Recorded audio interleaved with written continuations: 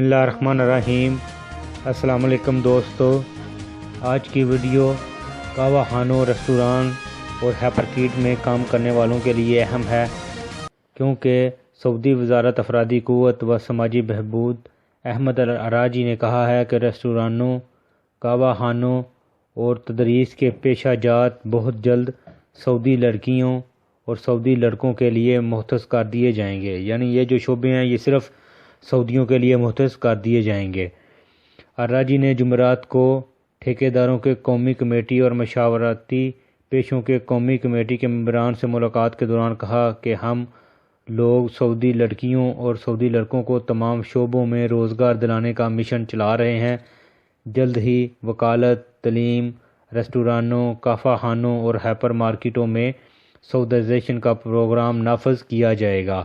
الراجی نے توجہ دلائی کہ یونیورسٹیوں کے سعودی طلباء کو فارغ اوقات میں ملازمت مہیا کر کے یہ اہداف پورا کیا جائے گا۔ یعنی جو سعودی طلباء یونیورسٹیوں میں کام کر رہے ہیں ان کو جو پارٹ ٹائم ہوتے ہیں ان کو پارٹ ٹائم یہ جاب دی جائیں گی۔ انہوں نے مزید بتایا کہ امن و سلامتی کے اہلکاروں کی مالی حالت بہتر بنانے کے اقدامات کیے جا رہے ہیں، ان کی کم سے کم تنخواہ متعین کی جا رہی ہے۔ وزارتوں، نیم سرکاری اداروں اور نجی اداروں میں ان کی ملازمت کے معاہدے کو نئی شکل دی جا رہی ہے۔ الراجی کے مطابق نجی اداروں کے مالکان اور منتظمین اعلیٰ عہدیداروں کے ساتھ ورکشاپیں کر رہے ہیں جن میں لیبر مارکیٹ کی نئی حکمت عملی ترتیب دی جائے گی۔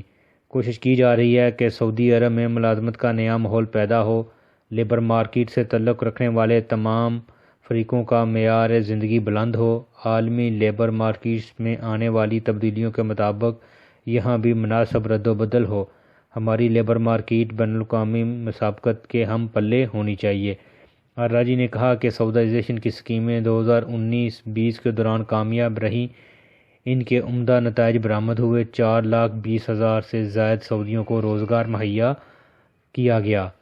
تو ادھر انہوں کا یہی کہنا تھا کہ مزید جو یہ کعبہ خانے اور ریسٹوران اور ہائپر مارکیٹ ہیں ان میں بھی عن قریب مکمل طور پر سعودائزیشن شروع کر دی جائے گی۔